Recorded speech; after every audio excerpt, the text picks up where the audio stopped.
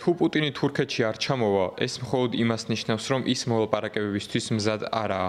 ასეთია უკრაინის პრეზიდენტის ვოლოდიმირ ზელენსკის განცხადება სტამბოლში 15 მაისს დაგეგმილი სამშვიდობო მოლაპარაკებების შესახებ. თურქეთის პრეზიდენტთან რეჯეფ თაიფ ერდოღანთან ანკარაში დაგეგმილი ვიზიტის შემდეგ პრეზიდენტი ზელენსკი სტამბოლში ვლადიმირ პუტინს დაელოდება, თუმცა როგორც ჩანს, პუტინი ჩასვლაზე განცხადების გაკეთებას არ ჩქარობს. სამაგიეროდ მის ნაცვლად კრემლის მაღალჩინოსნები საუბრობენ. რუსეთის ფედერაციის საბჭოს ვიცე-სპიკერმა რუსულ საინფორმაციო სააგენტო ტასთან განაცხადა, რომ ასეთ მძიმე ვითარებაში უმაღლესი დონის შეხვედრები ასე მარტივად არ იგეგმება. ეს განცხადება შესაძლოა მინიშნება იყოს იმაზე, რომ პუტინი სტამბოლში ჩასვლას არ აპირებს. ადგილობრივი მედიის ინფორმაციითაც, დელეგაციას რუსეთის საგარეო საქმეთა მინისტრი სერგეი ლავროვი და კრემლის თანაშემწე იური უშაკოვი უხელმძღვანელებენ. თუმცა თავად კრემლი დელეგაციის წევრთა ვინაობას ჯერ არ ამხელს. პრეზიდენტი ზელენსკის თქმით, პუტინის არ ჩასვლა მხოლოდ იმის მანიშნებელი იქნება, რომ მას ომის გაგრძელება სურს. თუ პუტინი თურქეთში არ ჩამოვა, ან ცეცხლის შეწყვეტას მხარს არ დაუჭერს, ეს მხოლოდ ერთ რამეს ნიშნავს, რომ რუსეთი მოლაპარაკებებისთვის მზად არ არის. ტექნიკურ დონეზე თამაშის დრო არ არის. მათი ქცევა გვაჩვენებს, რომ რუსები ყველაფერს მხარს უჭერენ. ეს კი თავის მხრივ ნიშნავს იმასაც, რომ ჩვენ უფრო უნდა გავძლიერდეთ და გავერთიანდეთ. მეტი სიმკაცრეა საჭირო. მე დღეს მხოლოდ ერთ რამეს ვხედავ, სანქციებს.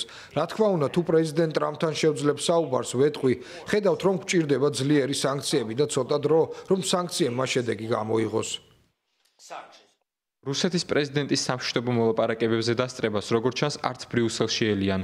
კოპენჰაგენში დემოკრატიის სამიტზე საგარეო პოლიტიკისა და უსაფრთხოების საკითხებში ევროკავშირის უმაღლესი წარმომადგენლის კაია კალასის აზრით, პუტინს თურქეთში ჩასვლელად გამბედაობა არ ეყოფა. ფიქრობ, კარგი ნაბიჯი იქნება თუ ისინი შეხვდებიან. ჩემი აზრით, ეს შეხვედრა ზელენსკისა და პუტინს შორის უნდა შედგეს, მაგრამ არ მგონია, რომ გამბედაობა ეყოს. ვგულისხმობ პუტინს. ვლადიმერ პუტინი ერთადერთი არაა, ვისაც მოლაპარაკების მაგიდასთან ელოდებიან.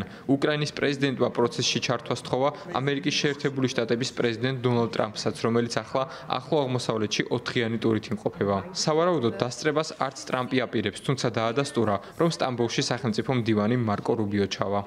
მე ასევე დაუღალავად მუშაობდი იმისთვის, რომ რუსეთსა და უკრაინას შორის საშინელი სისხლისღვრა დამესრულებინა.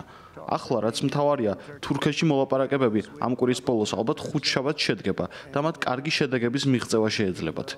ჩვენი ხალხი წასვლას აპირებს. მარკო რუბიო და სხვები წავლენ. ვნახოთ, შევძლებთ თუ არა რაიმეს. ვოლოდიმირ ზელენსკიმ კიდევ ერთხელ შეახსენა პარტნიორებს, რომ იმ შემთხვევაში თუ პუტინი სტამბოლში არ ჩავა, მათ ყველა პირობა უნდა შეასრულონ და სანქციების ყველაზე მკაცრი პაკეტი დაუწესონ რუსეთს, რადგან პუტინს არც სურვილი და არც განზრახვა არ აქვს ამ ომის დასასრულებლად.